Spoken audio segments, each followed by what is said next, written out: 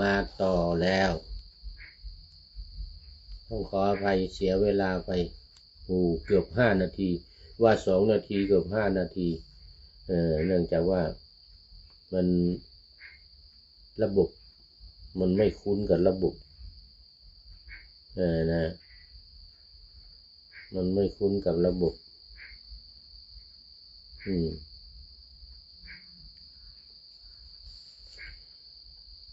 ต้องขออภัยเดี๋ยวต้องเพิ่มเวลาแล้วเดี๋ยวต้องเพิ่มเวลาอีกเกือบ5 นาทีที่เสียเวลาไปเมื่อกี้นี้ไม่เป็นไรเดี๋ยวแอดมินต่อเดี๋ยวแอดมินต่อให้มาต่อเลยเนื้อหาสาระของธรรมะในวันนี้กันเลยคือถึงเรื่องที่4อัตถกถานันทาเปติวัตถุรู้สึกว่า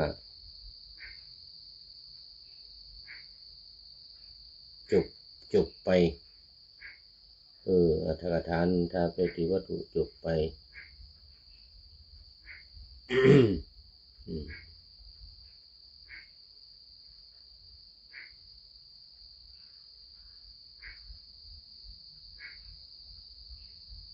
ต่อไปนี้ก็จะเป็น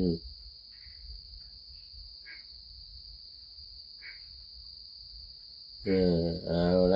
ละ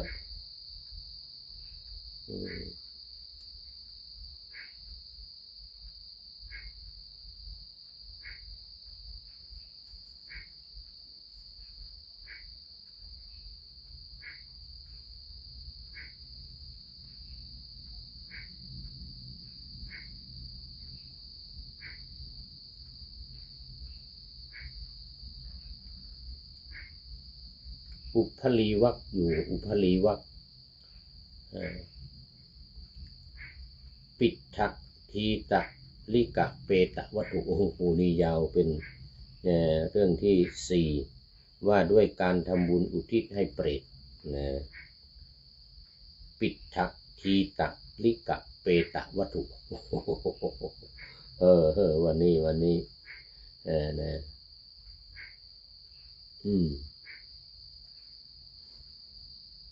พระผู้มีพระภาคตรัสว่าบุคคลผู้ไม่ตระหนี่ควรทำเหตุอย่างใดอย่างหนึ่งคือปรารภถึงบุรพเปตชนบุรพเปตชนนี่หมายถึงว่าชนที่ละจากโลกนี้ไปแล้วคือตายไปนะเขาเรียกว่าเปตะแล้วก็คือเปรตหมายถึงว่าเปรตก็คือผู้ที่ละจากโลกนี้ไปนั่นเองไปเกิดเป็นเทวดาเป็นเทพบุตรหรือเป็นนรกเป็นสัตว์นรกเป็นอสุรกายเป็นเปรตอสุรกายวินิบาตสัตว์นรกเนี่ยนะทั้งหมดเขาเรียกว่าในรายการนาวาวัง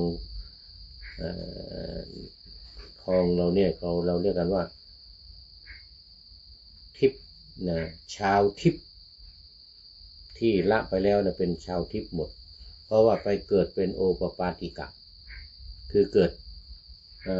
ผุดขึ้นนะไม่ได้เกิดในครรภ์ไม่ได้เกิดในไข่ไม่ได้เกิดในเท่าใครอะไรว่าเกิดผุดขึ้นโอปปาติกะไม่ใช่ชลาพุชชะไม่ใช่อันดัชชะไม่ใช่สังเสตชะนะแต่ว่าเป็นโอปปาติกะคือเกิดผุดขึ้นปุ๊บปั๊บก็เป็นเลยเป็นอย่างเป็นเทวดาอย่างนี้นะเป็นเทวดาหรือเป็นพรหมหรือก็ตามปุ๊บปั๊บมันก็เป็นเลยหรือเป็นเปรตเนี่ยนะเป็นอสุรกายเป็นสัตว์นรกอะไรก็ตามเนี่ยเกิดปุ๊บปั๊บเกิดเลยไม่ได้เกิดในครรภ์ไม่ได้เกิดในไข่หรือเกิดในเท่าใครเหมือนมูลนอนเหมือนอะไรต่างๆไม่ใช่มันเกิดผุดขึ้นเลยปุ๊บปั๊บเกิดผุดขึ้นเลยอันนี้แหละครับว่าเปตะไป ภาษาบาลีว่าเปตะภาษาสันสกฤตคือเปรตะก็คือเปรตในภาษาไทยเราออกเสียงว่าเปรตเป็นเปรตะเมื่อกี้นี้ดอกฮักซิตี้กับเดี๋ยวผู้หญิงเนี่ยที่เป็น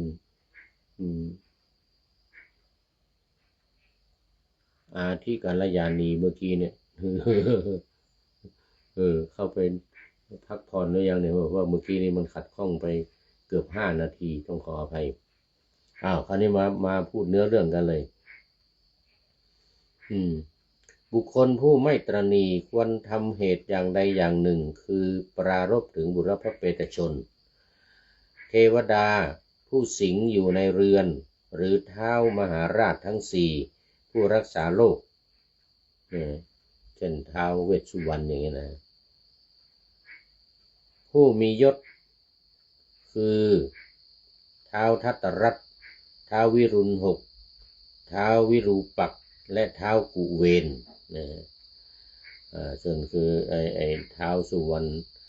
ท้าวเวสสุวรรณก็คือท้าวทัตตรัตน์นะท้าวทัตตรัตน์นี่คือท้าวเวสสุวรรณให้เป็นอารมณ์และพึงให้ทานท่านเหล่านั้นเป็นผู้อันบุคคลได้บูชาแล้วและทายกก็ไม่ไร้ผลความร้องไห้ความเศร้าโศกหรือความร่ำไห้อย่างอื่นไม่ควรทำไม่ควรทำเลยการร้องไห้นะเพราะความร้องไห้เป็นต้นนั้นย่อมไม่เป็นประโยชน์แก่ผู้ที่ล่วงลับไปแล้วอย่างที่ในภาษาบาลีที่เราสวดกันนะนหิรุนังวาโสโกวายาวัญญาปริเทวนาเนี่ยนะตังเปตานะตัวนี้เป็นต้นเนี่ยนะคือมันไม่เป็นประโยชน์แก่ผู้ที่ละไปแล้วคือไม่เป็นประโยชน์แก่เปรตทั้งหลายวันนี้นะการร้องไห้นะญาติทั้งหลายคงตั้งอยู่ตามธรรมดาของตนอันทักษิณาทานนี้ที่ท่านเข้าไปตั้งไว้ดีแล้วในสงฆ์ให้แล้วย่อมสำเร็จประโยชน์แก่บุรพเปตชนโดยทันทีสิ้นกาลนานนี่อันนี้เราดูในคุตกนิกายเล่มที่26เนี่ยนะถ้าพระสุตตันตปิฎกจะเป็นเล่มที่18เนื้อเรื่องนะในพุทธกนิกายวิมานวัตถุเปตวัตถุเถระคาถาเถรีคาถาวันนี้ปิฏฐทีตะลิกะเปตวัตถุอุทิศส่วนกุศลให้เปรตชื่อว่าปิฏฐทีตะนี่แปลว่าธิดา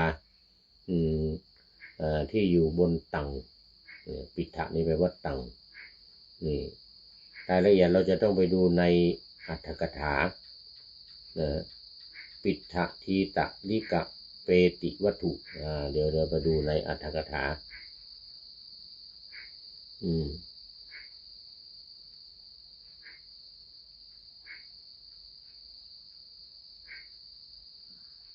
รรถกถาปิฏฐ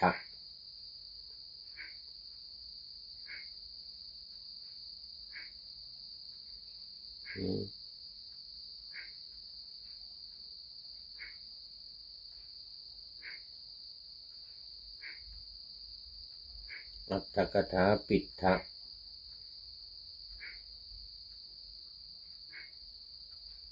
ทีตะ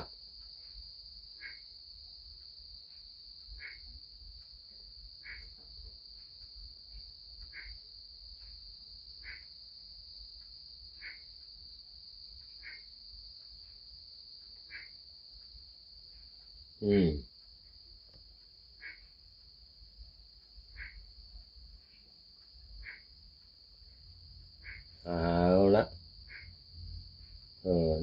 เดี๋ยวเราจะต้องเลื่อนเวลาไปหน่อย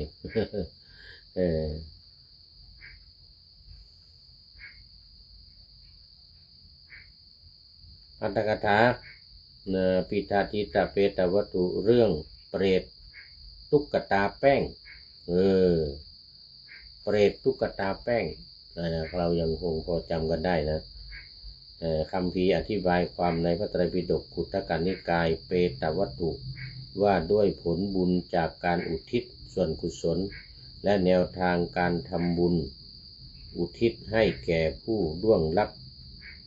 อย่างถูกต้องนะเนื้อหาสำคัญและหลักธรรมจากอรรถกถามีดังนี้สรุปเนื้อหาและที่มาพระพุทธเจ้าตรัสสอนณพระเชตวันวิหารกรุงสาวัตถี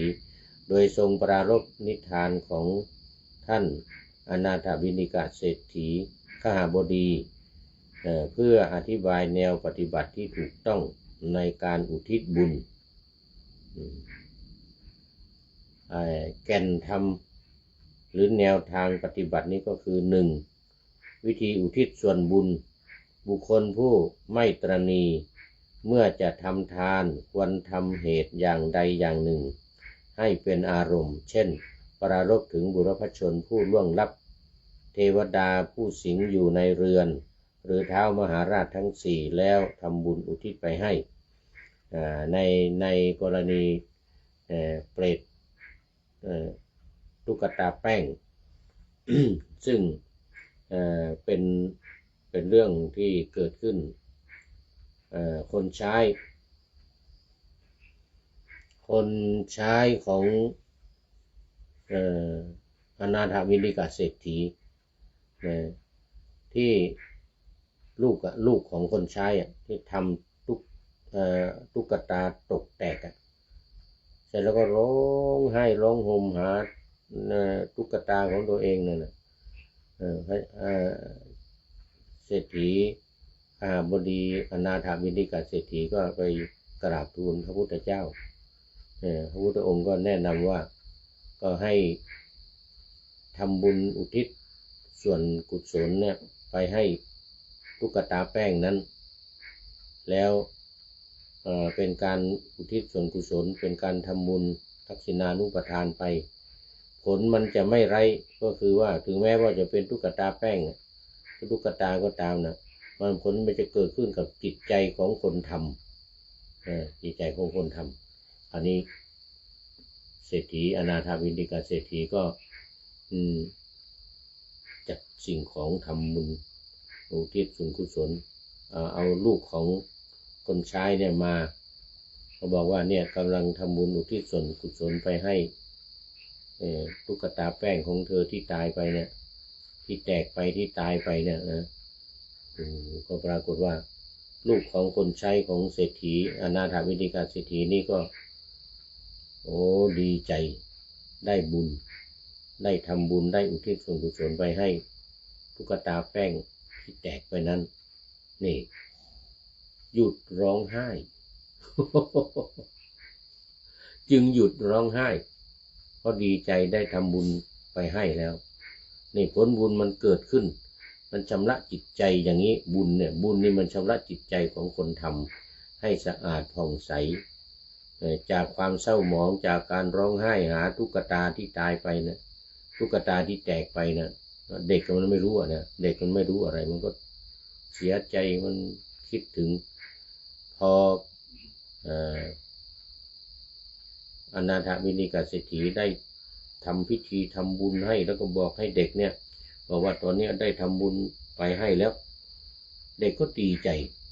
จก็หายหยุดร้องไห้แล้วก็ได้ผลบุญได้กุศลที่ได้อุทิศไปให้เนี่ยเด็กมันก็ดีใจหายหยุดร้องไห้อันนี้ผลเกิดขึ้น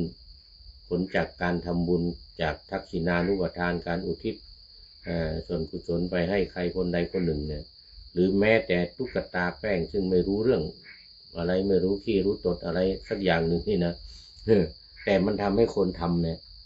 ดีใจไงดีใจว่าได้ทำแล้วได้อุทิศส่วนกุศลไปแล้วชำระใจให้สะอาดบริสุทธิ์ความเศร้าโศกเสียใจที่มีมาหลายวันเนี่ยก็หายไปเลยนี่ตุ๊กตาแป้งของลูกของคนใช้อีกทีหนึ่งเป็นเด็กลูกของคนใช้ของอนาถบิณฑิกเศรษฐีนี่นะ ดังนั้นพระพุทธองค์จึงตรัสว่าการทำบุญทำกุศลเพิ่งทำอุทิศส่วนกุศลไปให้ผู้ที่จากไปผู้ที่ตายไปถึงแม้ว่าผู้ที่จากไปที่ตายไปนั้นจะไม่รู้เรื่องอะไรอย่างตุ๊กตาแป้งเนี่ยไม่มีจิตไม่มีวิญญาณไม่รู้เรื่องอะไร แต่มันดีสำหรับผู้ทำมันดีสำหรับผู้ทำเพราะฉะนั้นในเรื่องของการทำบุญอุทิศส่วนกุศลเนี่ยมันจึงมีผลดีทั้งสองฝ่ายหนึ่งถ้าเป็นจิตเป็นวิญญาณของคนที่ละไปแล้วจากโลกนี้ของมนุษย์เนี่ยนะไปตกระกรรมลำบากเป็นเปรตเป็นอสุรกายหรือเป็นสัตว์นรกอะไรเนี่ยนะบุญกุศลนี้ก็จะไปช่วยไปทำให้เขาพ้นจากความทุกข์ยากลำบากยังมีหลายเรื่องที่กล่าวมาแล้วหลายอย่างที่ผ่านไปเรื่องที่ผ่านไปนันทาก็เหมือนกันนะนันทาเปติวัตถุที่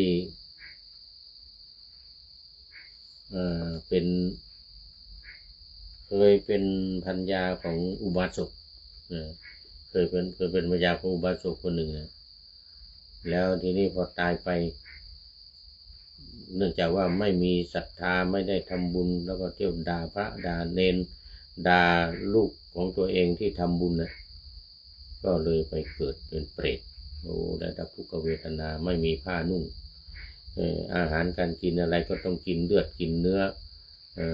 กินน้ำเลือดน้ำหนองอะไรต่างๆเนี่ยเหล่านี้นะ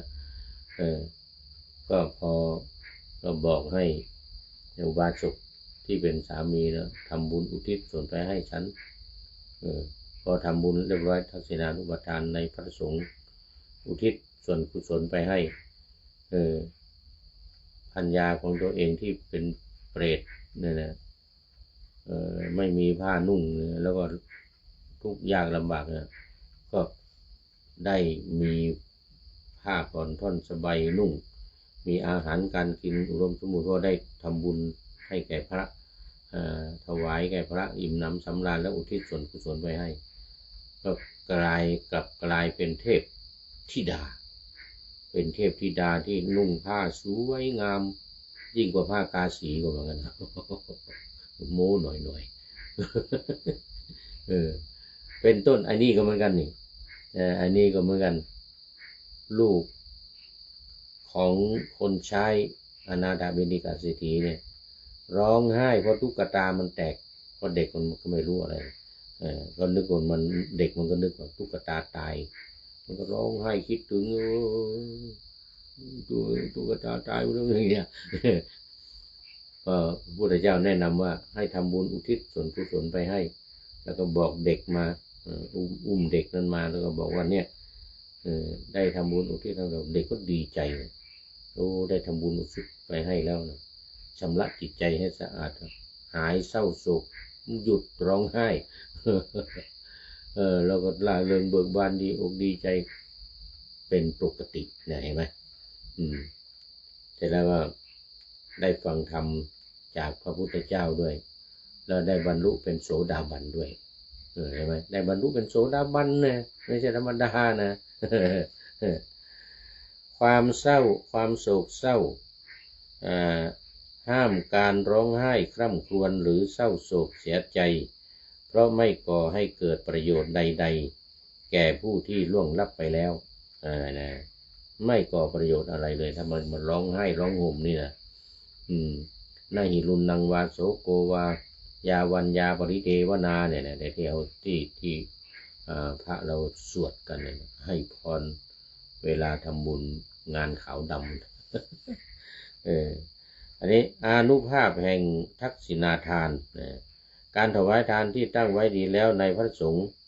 ย่อมสำเร็จประโยชน์เกื้อกูลแก่เปรตชนหรือญาติผู้ล่วงลับโดยฉับพลันทันใดโดยฉับพลันทันใดเลยทีเดียวมีหลายเรื่องที่เล่ามาอย่างแม่ของพระสารีบุตรเหมือนกันที่ผ่านมาเนี่ยในรายการของเราเนี่ยเรื่องของแม่ของพระสารีบุตรคงพอจำกันได้ แม่ของพระสารีบุตรนี่เป็นมิจฉาทิฏฐิโอ้ไม่ทำบุญสุนทานไม่ทำอะไรลูกชายไปเป็นพระอรหันต์แล้วก็ไม่สนใจลูกสาวไปเป็นพระอรหันต์น้องชายของพระสารีบุตรก็ไปเป็นพระอรหันต์น้องสาวก็ไปเป็นพระอรหันต์แต่แม่เป็นมิจฉาทิฏฐิจนสุดท้ายพระสารีบุตรก็สงสารแม่ก็เลยมาโปรดตอนที่ใกล้จะปรินิพพานแล้วก็ได้แสดงธรรมให้แม่ฟังแล้วแม่ก็ได้บรรลุเป็นโสดาบันนะแต่ถึงแม้เป็นโสดาบันเวลาตายไปแล้วเนี่ยกรรมเก่ามีมากผลกรรมเก่าแม้แต่ในชาติก่อนชาตินี้ที่ไม่ได้ทำอะไรแต่ที่ว่าลูกให้ทานก็ว่าด่าว่าตัวเองเป็นคนนี่นะก็เลยไปเป็นเปรตพระสารีบุตรก็ไปถามเป็นเปรตอยู่ไม่ไกลบ้านพระสารีบุตรไปถามว่าโอ้เธอมีบาปกรรมอะไรเนี่ยโอ้ฉันนี่ก็ตอนเป็นมนุษย์ก็เป็นแม่ของท่านนั่นแหละเป็นแม่ของท่านเนื่องจากว่าไม่ได้ทำบุญสุนทานอะไรเป็นมิจฉาทิฏฐิจึงมารับกรรมอย่างนี้ขอท่านช่วยทำทักษิณานุปทานก็บอกพระสารีบุตรนะที่เป็นเปรตนะเปรตที่เป็นแม่นะพระสารีบุตรก็ทำบุญถวายเครื่องไทยทานให้กับพระสงฆ์ข้าวน้ำอะไรต่างๆผ้าผ่อนผ้าสบงจีวรถวายพระอุทิศส่วนกุศลไปให้ปรากฏว่าแม่ของพระสารีบุตรเนี่ยซึ่งเป็นโสดาบันอยู่แล้วเนี่ยได้พ้นจากความทุกข์ยากลำบากพ้นจากอาหารการกินที่ไม่มีที่จะกินเลือดกินหนองกินน้ำเลือดน้ำหนองกินไขมันข้นที่เขากำลังเผาศพที่เล่าให้พระสารีบุตรฟังนะก็เลยได้พ้นจากความทุกข์ยากลำบากเพราะบุญกุศลที่อุทิศไปให้เพราะฉะนั้นการทำทักษิณานุปทานเนี่ยมันจึงมีผลสองอย่างหนึ่งไปสำเร็จแก่คนที่ เป็นเปรตคนที่รับนั่นนะทันทีทันใดแล้วก็สองทำให้ผู้ทำเนี่ยมีความเบิกบานมีจิตใจสะอาดมีความดีใจเหมือนกับลูกของนางทาสีลูกของคนใช้ของอนาถบิณฑิกาเศรษฐีเนี่ยนะนี่คืออานุภาพของทักษิณาทานสามารถ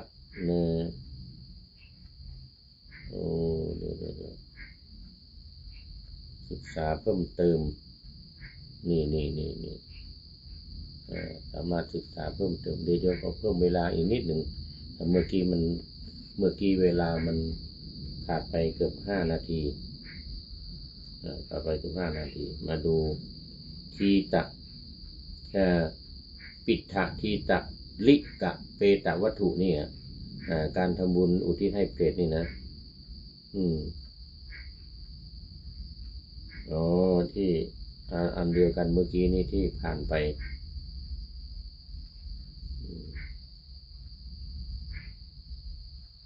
เอาละเป็นว่าอัตถกถาดังที่ได้กล่าวไปเมื่อกี้นี้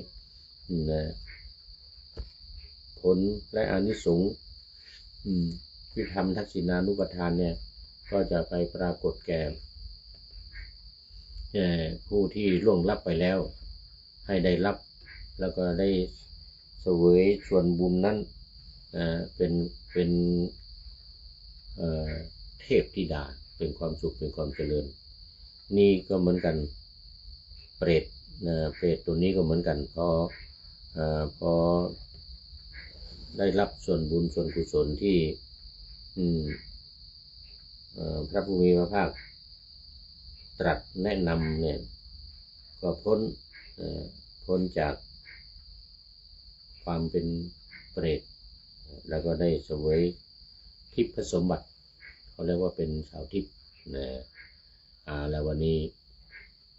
หมดเวลาเมื่อกี้นี้ที่ เข้ามาแล้วดอกฮัตซิตี้กับใครอีกคนหนึ่งที่เข้ามาตอนนี้คงหลับไปแล้ว มันดึก โมทนาเนี่ยโมทนากับทุกท่านที่เข้ามาแล้วนั่นนะอันนี้มันมาต่อใหม่ เปิดต่อใหม่อันเก่านั่นมันจบไปแล้ววิดีโอของคุณจบไปใช่แล้วเหมือนกันนะ เนื่องจากว่ามันไอเนี้ยขาดอินเทอร์เน็ตอินเทอร์เน็ตมันขาดมันต้องมาเปิดใหม่เปิดฮอตสปอตใหม่มันก็เลยขาดไปแต่ว่าเอาตอนนี้มาต่อได้เท่านี้มาต่อได้เดี๋ยวแอดมินทำให้เป็น MP3 มันเดียวกันแล้ววันนี้ก็โมทนากับทุกท่านที่จะรับฟังหมดเวลาพอดีมีดอกฮัตซิตี้เป็นต้น มาดูข้อคิดท้ายรายการวันนี้ค่อนข้างจะโลดโผนหน่อยนะ วันนี้ข้อคิดท้ายรายการได้มาจากผู้ใดเนาะแลอุบลรัตน์คุณอุบลรัตน์ไทยน้อยหรือท้าวน้อยเนี่ยนะอุบลรัตน์ท้าวน้อยCNN News และอะไร CNN News และข่าวโลกข่าวโลกเชิงลึก CNN News และข่าวโลกเชิงลึกเกี่ยวกับสงครามตะวันออกกลางเกี่ยวกับผู้มีส่วนเกี่ยวข้องในการทำสงคราม ว่า CNN แฉยับฐานทัพสหรัฐในตะวันออกกลางได้ถูกถล่มเละเรี่ยราดเสียหายประมาณถึง 1.6 ล้านบาทโอ้โหไม่ใช่น้อยๆ CNN ประกาศสหรัฐอ่วมหรือไทย ทรัมป์โชว์อวดผลงานสูบน้ำมันเวเนคือเวเนซุเอลานะประเทศเวเนซุเอลาที่สหรัฐเข้าไปยึดการปกครองเปลี่ยนแปลงการปกครองแล้วก็จับประธานาธิบดีไปขึ้นศาลในสหรัฐเรื่องยาเสพติดทรัมป์โชว์อวดผลงานสูบน้ำมันเวเนจ่ายค่าสงครามนำใช้โปะหนี้25 เท่าโอ้โหโปะหนี้25 เท่าเลยกำไรมหาศาลกำไรอื้อซ่าจากการยึดพรากน้ำมันเข้าเป็นท่อน้ำเลี้ยงเราในการสู้รบสงครามก็คือไปได้น้ำมันไปได้ค่าน้ำมันจากเวเนซุเอลาแล้วก็เอามาปลุกหนี้ที่ค่าใช้จ่ายในตะวันออกกลางที่รบกับอิหร่านเนี่ยนะตามเป็นตะก้อนแถลงก็โอ้โห29,000 ล้านดอลลาร์นะ29,000 ล้านดอลลาร์อันนี้เป็นตะก้อนของอเมริกาเนี่ยนะแถลง นะ CNN ประกาศสหรัฐอ่วมหรือไทยทรัมป์โชว์อวดผลงานสูบน้ำมันเวเนจ่ายค่าสงครามนำใช้โปะหนี้25 เท่าโอ้โห25 เท่ากำไรอื้อซ่าจากการยึดพรากน้ำมันเข้าเป็นท่อน้ำเลี้ยงเราในการสู้รบสงครามครั้งนี้กับอิหร่าน การชนะคือยึดข้ามทวีปโดนัลด์ทรัมป์ประกาศกลางเวทีว่ารายได้ของน้ำมันจากเวเนซุเอลาสามารถโยกเข้ามาโปะสงครามอิหร่านสบาย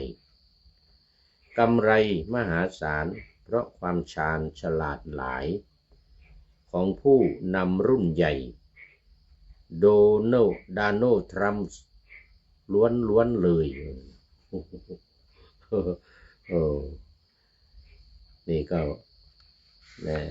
เป็น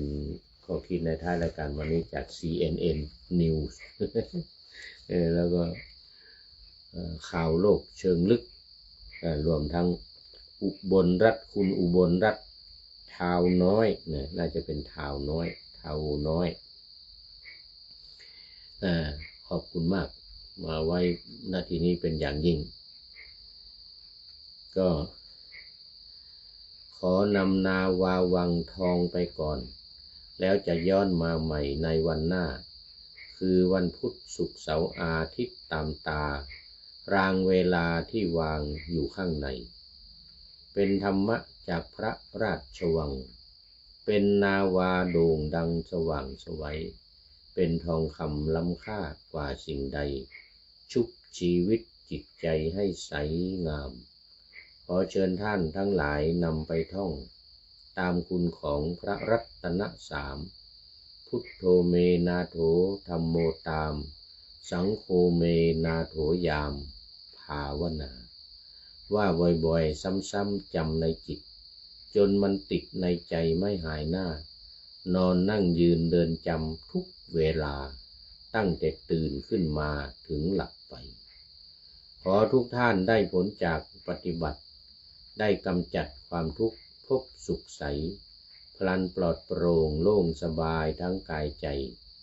อยู่ที่ใดใจสงบพบนิพพานขอเจริญพร